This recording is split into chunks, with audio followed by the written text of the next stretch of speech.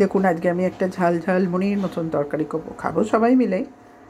তার জন্যে কেটেছি লম্বা লম্বা করে আলু, একটা পেঁয়াজ কলি, একটা পেঁয়াজ, আর কড়াই দিয়েছি সর্ষের তেল, 5 ফোড়ন দিয়েছি, একটা শুকনো লঙ্কা ফোড়ন দেবো।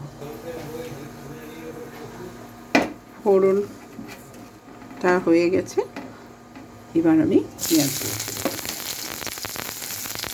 পেঁয়াজগুলো যখন 50% মতো ভাজা হয়ে যাবে তারপর আলু দেবো। এবার আমি আলুগুলো দিয়ে দিলাম, মিনিট 2 আলুগুলোও ভাজবো।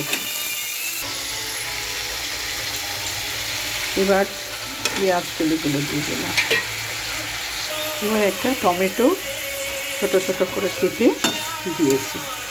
এগুলোও একসঙ্গে ভালো করে কষতে হবে। নুন দিয়েছি, সামান্য মিষ্টি দিয়েছি, এবার গুঁড়ো লঙ্কা আর হলুদ দিয়েছি। এটা দিয়েও ভালো করে কষে নেবো। নিয়ে পরিমাণ মতন জল দেবো যাতে এগুলো সেদ্ধ হয়ে যায়।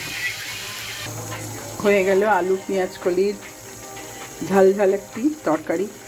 করে খেয়ে দেখবে, খুব ভালো লাগবে। এর সঙ্গে মুসুর ডাল আর গরম ডিম ভাজা, ব্যাপারটা পুরো জমে যাবে।